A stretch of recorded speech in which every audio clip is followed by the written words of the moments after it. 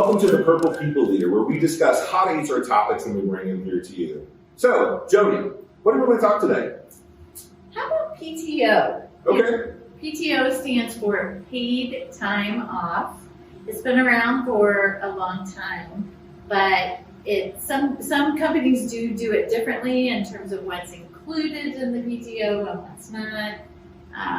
I've always been a big fan of PTO as opposed to like separate vacation and personal time and those kinds of things, because I think it allows people to utilize their time to the way they want, and it really does encourage people not to lie about, hey, I need to take a sick day when I'm not really sick. Right. I love it too. I was an early adopter of PTO. Yeah.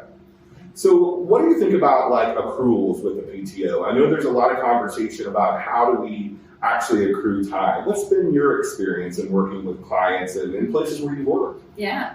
And by the way, I'm a former accountant, so accrual, I know, means something different to me than other people, but generally an accrual is when people earn X number of hours a week or X number of hours a month, and then you can take the time off after you've accrued or earned that amount. So I will tell you, Jeremy, at Purple Ink, I just give it to people, the whole thing, all up front. Yeah. I like that, but when you have a really big company and with lots of people, if you're doing that up front and then they take 4 weeks of vacation in January and quit in February, you're kind of screwed. Right, because it never happens, right? I know that I've worked at places where everyone got their PTO, all of it January 1, and we had a large amount of terminations or people exiting the organizations within that first week of January once they got their PTO, into their bank. But I think the smart thing to do about those accruals is to have them where we can allow them to have access to all the PTO in the beginning, right, but then have them accrue it every month or every pay period or whatever that cadence may be. Right. I think that makes a lot of sense with all of that.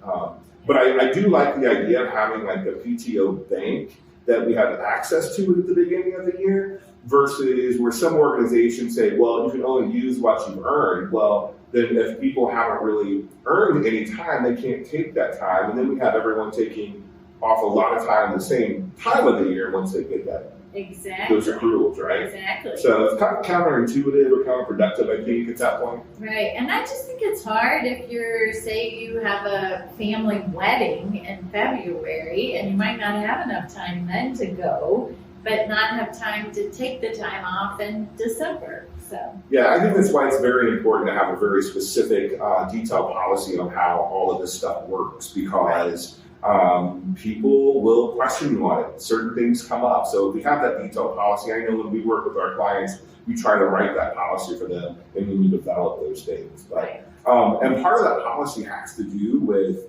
a topic that JoDee and I don't always see eye to eye on, which is rollovers, right? So I am a big proponent of rollovers. I think, allowing people to be able to roll over time into the next year, up to maybe like 40 hours or 20 hours is nice, especially if someone has like a big international vacation that they want to take, or there's some kind of big event that they need some extra time off where they can pre-plan. But I also know that through an accountant's eyes, that is not always something they like to see on the books, right? Right. So I won't go into all the accounting details, but basically you would end up with a liability on your financial statements at the end of the year because people have earned vacation that they haven't taken yet. So part of it's an accounting thing. But part of it too, I just feel like it's really important for people to take the PTO that they've earned.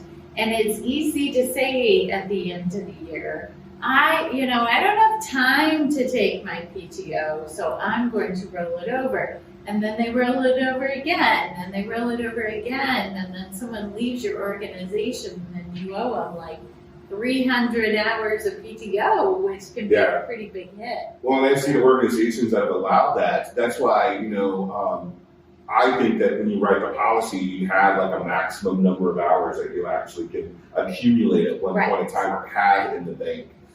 from that. So, hey, let's talk about another topic that I think is really, really hot and people have been talking about quite a bit lately, and especially now since we have a little bit more of this work from home component, which is unlimited PTO. Yeah. You know, what's your take on that? What is it? I don't like it. So what it is, the theory is, you know, some people, you're working a lot of hours, depending on the industry you're in, you might be very seasonal oriented, and they're saying, hey, you put in a lot of time early in the year, feel free to take time off as needed. You're still going to get your job done, right? You still have to meet performance expectations, but if you need some time off, take as much as you want. I just think it's a little dicey, right? Well, yeah, I agree with you. And I think what's interesting is that while it's meant to be kind of a reward, I think for those folks that are high performers, you're going to see them not take very much time, right, to be able to do that. As you said earlier, the idea of PTO is to get some rest and relaxation, remove yourself from the workplace, get rejuvenated, you know, give yourself a mental break.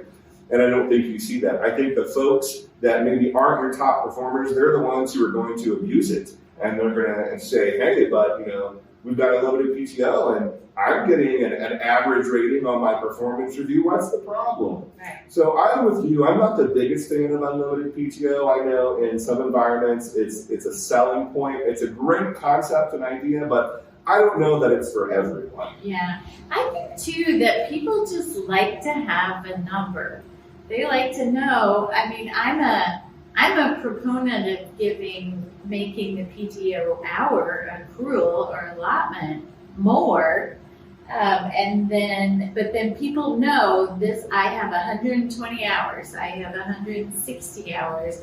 Otherwise, I've seen people in organizations with unlimited PTO, and they're like, "How much are you taking? And how much are you taking? Because I don't want to take too much." And so it just creates more confusion about what's okay to take. Well, I look at it like like an open bar at a wedding, right?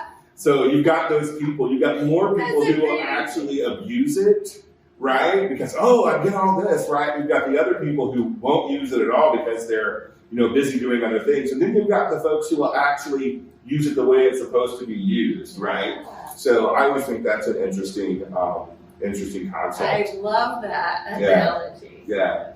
So one other thing that I wanted to talk about that I started to see happen in organizations a little bit more that I don't know that we've seen in the past is PTO in lieu of pay increases. Yeah.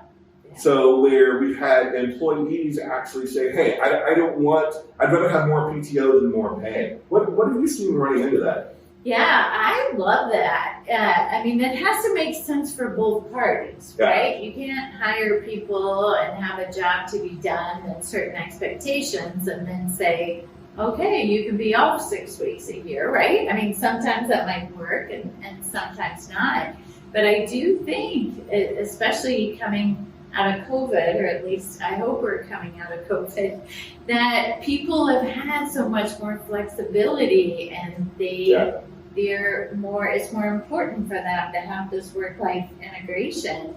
And if people would prefer that versus dollars, I'm in. Yeah. I think it's a great thing, but you know, I have to put my little HR and compliance hat on and think about the future of things, you know, about how does that impact us when we start looking at our compensation practices, right? And about, you know, when we actually have compensation pay bands or pay grades, and how does that maybe throw those off, and how do we evaluate that with a person who's in one role versus another? I think that's something we have to think about as we look at that. Well, and too, that some people might want that, but other people might not.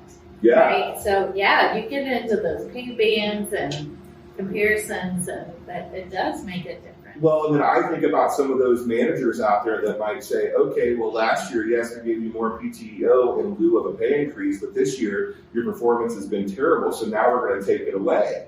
And I think about those. So people might say, oh, well, that works both ways. And I'm like, well, does it? So I think it opens up a door for a lot of discussion on how we actually handle this and what we do. I mean, I like the concept. I think, again, we are going to be moving forward to where everything is not cookie cutter, right? Where we're going to have to start making decisions based on a one-on-one individual basis. But I always think that's okay as long as we're being consistent in the way that we practice that. That's right. So, all right, well, I think we're out of time, JoDee. That wraps up our conversation today for our topic of PTO for the Purple People Leader. Join us again next time for some more insight on hot HR topics.